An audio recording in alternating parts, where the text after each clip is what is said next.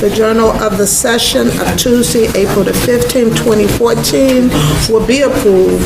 There being no reconsiderations or unfinished business, we will now proceed to President's reports on standing committee referrals and other matters. But before we do that, we have Pamela Moore of the Detroit Employment Solutions Corporation, who is here to make a presentation. Ms. Moore, you can come forward.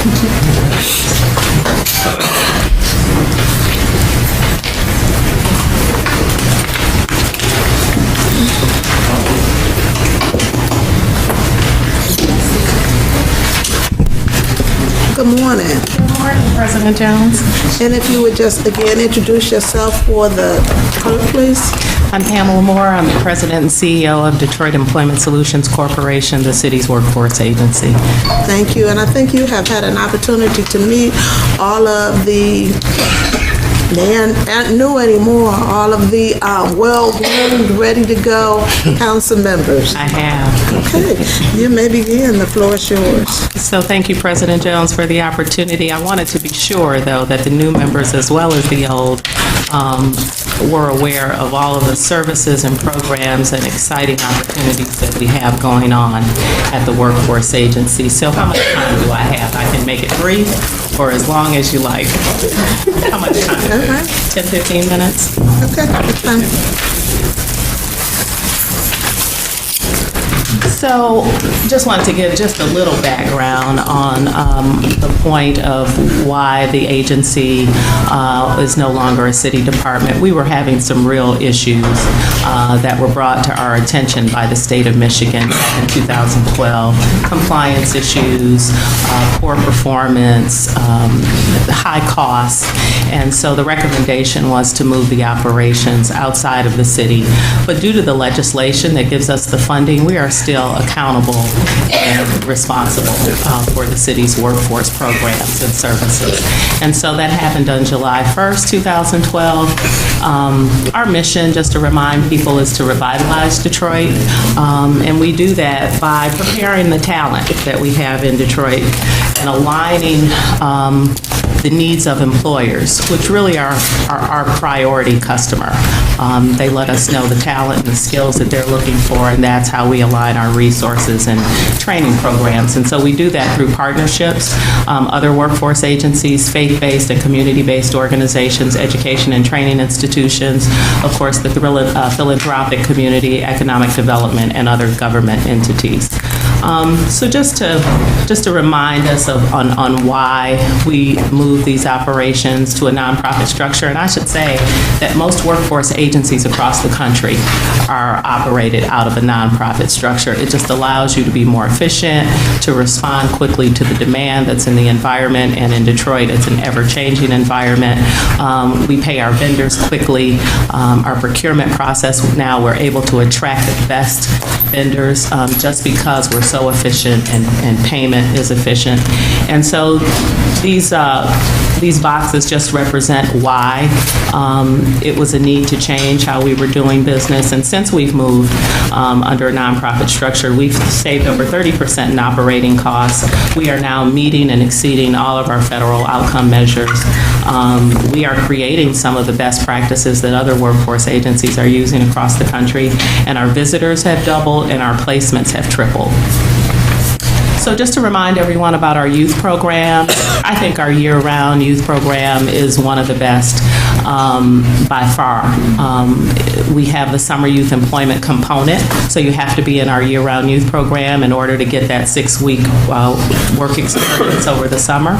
And due to the funding decreases that we've seen, we are only serving somewhere between 1,500 and 2,000 youth. And you know, years ago, back when we had stimulus money, we were up to 7,000, 8,000 young people. So the funding cuts have really dramatically compromised our ability to serve the many, many youth in Detroit that really need these services. So that year-round program, we have after-school services, tutoring, mentoring, bringing up basic skills, math and reading, job shadowing, internships. Our older youth program, that's 19 to 21-year-olds. We have in-demand training opportunities. And then we've done some new things represented in the orange boxes. Our CARES initiative, that stands for Career Awareness and Readiness Equals Success. We've partnered with 5 of the 6 EAA high schools. We're in the high schools. Young people are earning a work readiness credential. Soft skills, understanding what employers are looking for when you walk through the door and do that interview. They have dual enrollment opportunities with Wayne County Community College, Henry Ford, and Focus Hope. We make sure they receive an internship before they graduate, and if we have slots available, they get a 6-week work experience over the summer.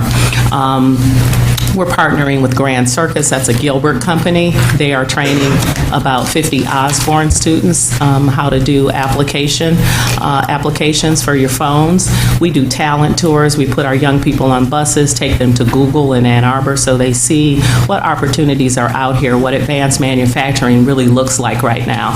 It doesn't look like the manufacturing days that we all remember 30 years ago. So we want to be sure that we expose our young people to the careers that are in demand right now. We go in with data, let them know what occupations are in demand right now, what occupations will be in demand when they leave high school. We need to expose our young people to pathways out of high school that don't necessarily start with a 4-year university or college. It could be community college. It could be going and getting a credential that's stackable and portable.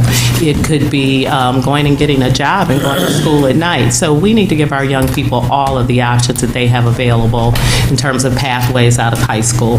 We have a great partnership with GSD and the Recreation Department. It's the Recreation Partnership is funded by DTE. We make sure that young people are staffed up in the Recreation Center so we don't have to close any of them. And the GSD Partnership, they just hired 43 older youth to work over the summer. And opportunity youth, that's another, it's kind of a code word for disconnected youth. Those are young people not in high school, not working, and probably making some really bad choices. We have some funding from the Aspen Institute. We're trying to get a database on where those young people are, identify them, and then implement some programs to get them back into the system.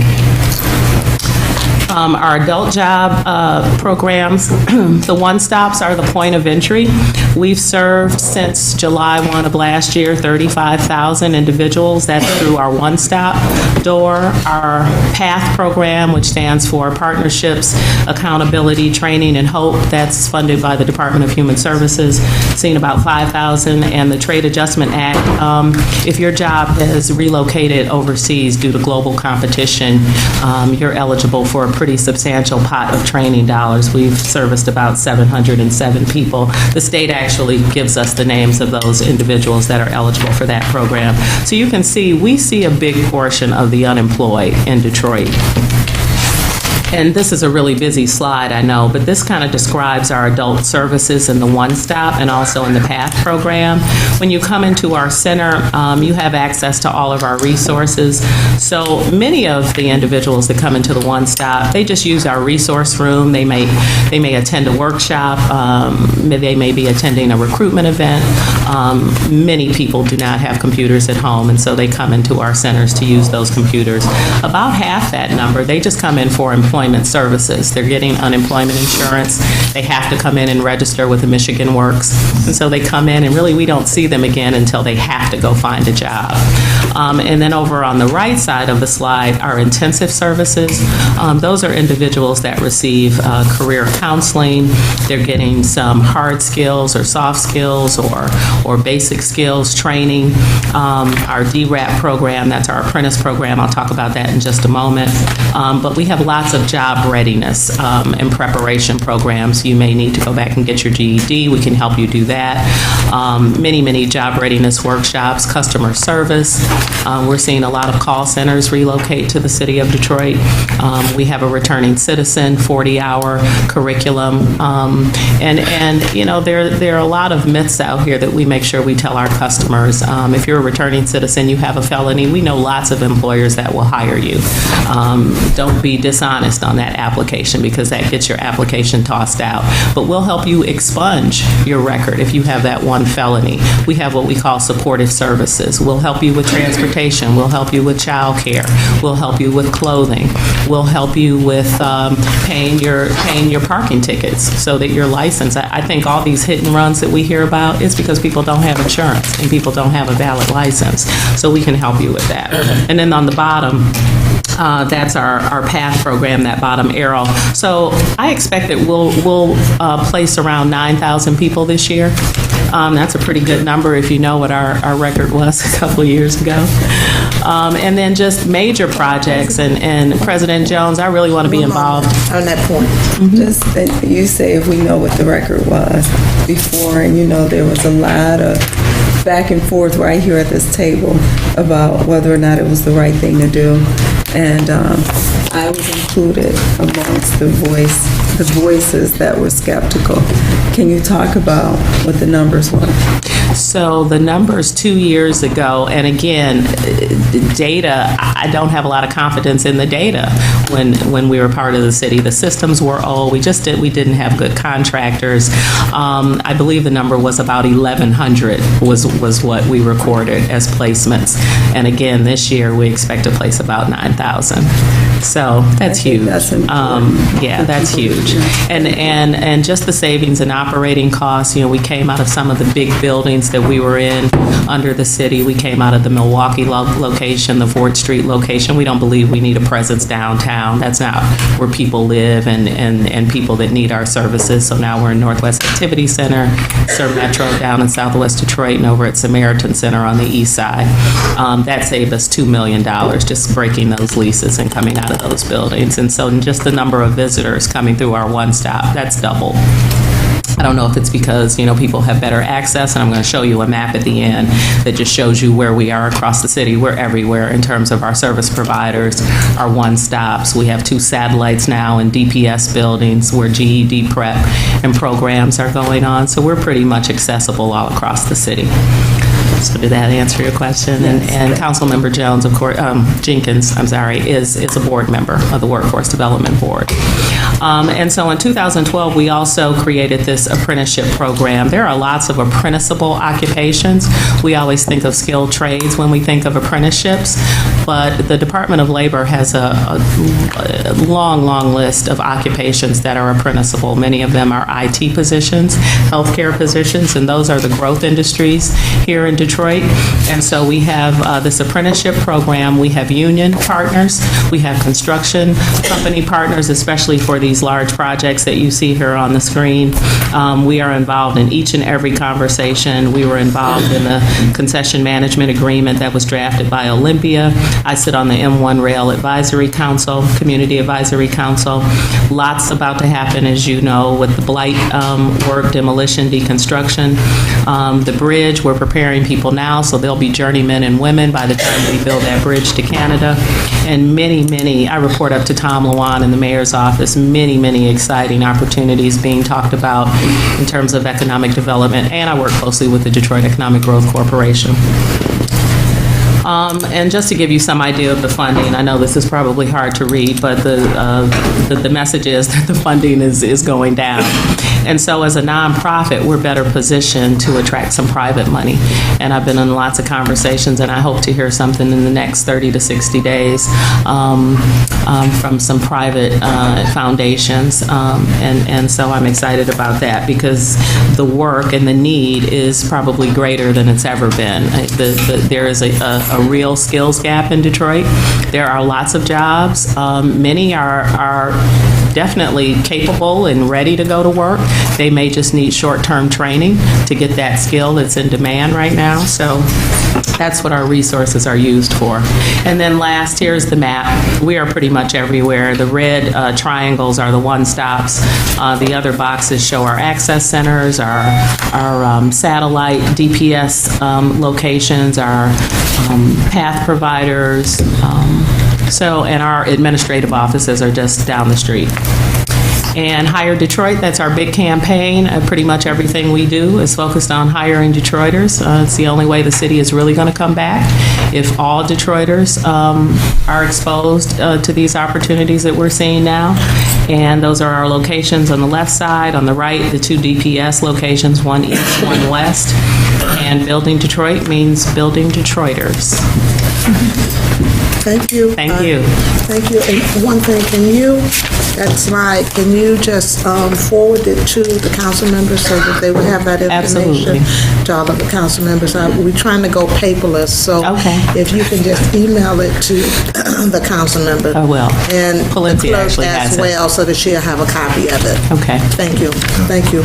Are there questions or comments for Ms. Moore? Member Jenkins? Just one more comment. I just want to acknowledge the fact that Ms. Moore got to go to the White House and meet the president and the great Michelle Obama, because this program, Detroit Employment Solutions Corporation, was one of the programs highlighted by Washington and by the president because they're doing such a great job. They've also received accolades from the state of Michigan for the amount of improvement that has been shown and the number of people who are now being served at DESC. So I just want to, because we were very loud in saying, no, don't do this. I want to be as loud giving you your appreciate accolades. that. I think And I did you're doing meet a the great president, job. but we were recognizing his State of the Union speech. So Detroit Manufacturing Systems is our huge success story. So Andra Rush was invited to the White House and sat with the First Lady. I don't know where my invitation is. Yes, you met the president. And it must have gotten lost in the mail. And so he highlighted, so the federal agencies refer to us as American Job Center, so he didn't say Detroit Employment Solutions, but we have actually sent 828 people to Detroit Manufacturing Systems. We are their only recruitment source, and that's huge. That's huge. And so we were in the State of the Union speech, and I did meet with Vice President Biden about our apprenticeship program. There's some Department of Labor money about to come down for apprenticeships, and so, they're very interested in seeing Detroit come back and be successful. Don Graves comes to our Wednesday morning meetings with the mayor. He's right there hearing what our needs are and our resources needs and coordinating with federal agencies just in terms of what Detroit needs. So a lot of attention on us, but thank you for that. We're just doing what we're supposed to do. And when Detroit does well, we're the largest Michigan Works agency in the state. So when we do well, we bring up the state's numbers. And our numbers are very good these days. Thank you. And I join with Member Jenkins in saying I was one of the ones that was very vocal and saying no as well. And so I do look forward to partnering with you with the Skilled Trades Task Force as well. And congratulations and going to the White House and the work that you are doing.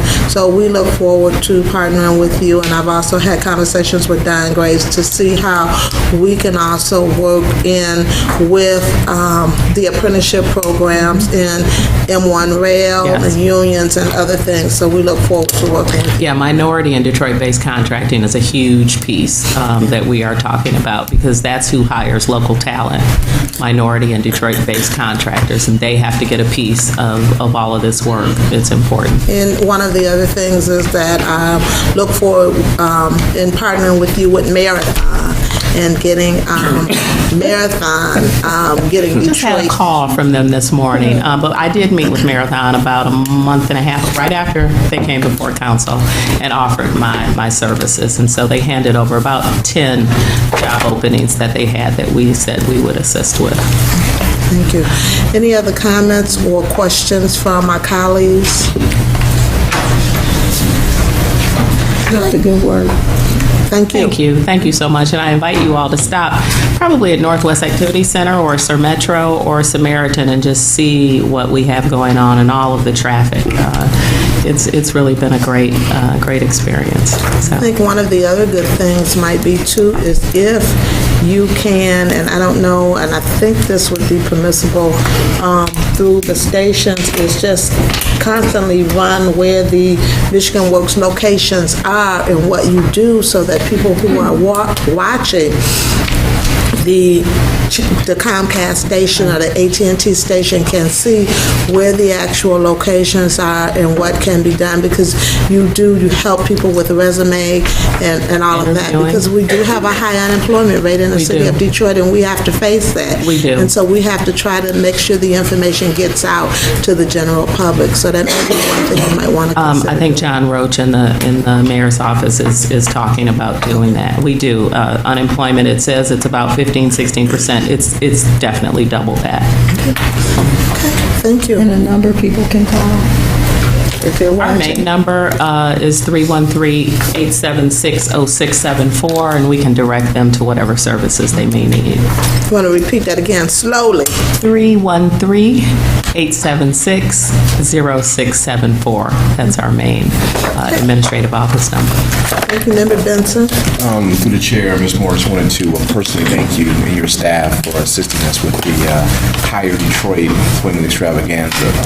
Without your assistance and the expertise and logistics, we wouldn't have been as successful as we were. Well, thank So you, we were able to get at least Councilman. 1,200 people came out that day. Thank you. I heard it was a huge event. Thank you. All right, thank you again, Thank Ms. you, Moore. President Jones. Okay.